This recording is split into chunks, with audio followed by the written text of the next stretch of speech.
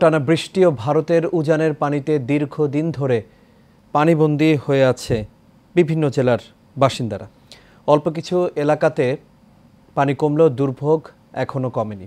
এখনও তলিয়ে আছে পথঘাট, সেই সাথে ঘরবাড়িতে পানি থাকার কারণে আশ্রয় কেন্দ্রে আছে অনেক মানুষ। এর মধ্যে রাতভর বজ্রসহ ভারী বর্ষণে নোয়াখালীর পানি আরও বেড়ে গেছে, ফলে সেখানে বন্যা পরিস্থিতির চরম অবনতি হচ্ছে। প্রতিনিধিদের পাঠানো তথ্য ছবিতে আরও জানাচ্ছেন সহকর্মী শেখ ফাহিম।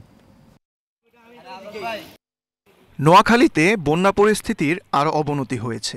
অল্প কিছু এলাকাতে পানি কমছে, তাও খুবই ধীর গতিতে। ডুবে আছে বসতঘর ও সড়ক।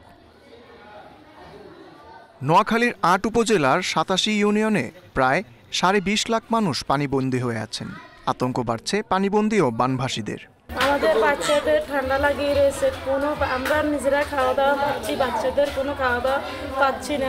আশ্রয় কেন্দ্র আইসি আইনের পরে দিয়ে এতদিন থাকতেছে, আমরা জামা কাপড় ছাড়া অন্য কিছু আনতে পারি না। এখানে আমরা প্রায় ৪০০ পরিবারকে সহায়তা দিয়েছি।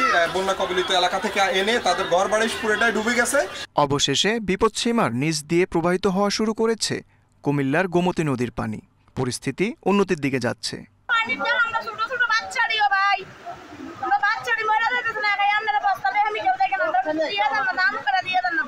এখানে আমাদের পর্যাপ্ত খাবারের সংকট আছে, বিশুদ্ধ পানি, খাবার স্যালাইন, স্যানিটারি ন্যাপকিন, এছাড়াও বিভিন্ন ত্রাণ সামগ্রীর প্রচণ্ড অভাব আছে। আমাদের কাছে যে খাবার আছে এটা সর্বোচ্চ আমরা 2 দিন চালাতে পারবো। ফেনী শহরের প্রধান সড়ক থেকে পানি নেমে গেলেও নাগরিক সুবিধার একদম কিছুই চালু হয়নি।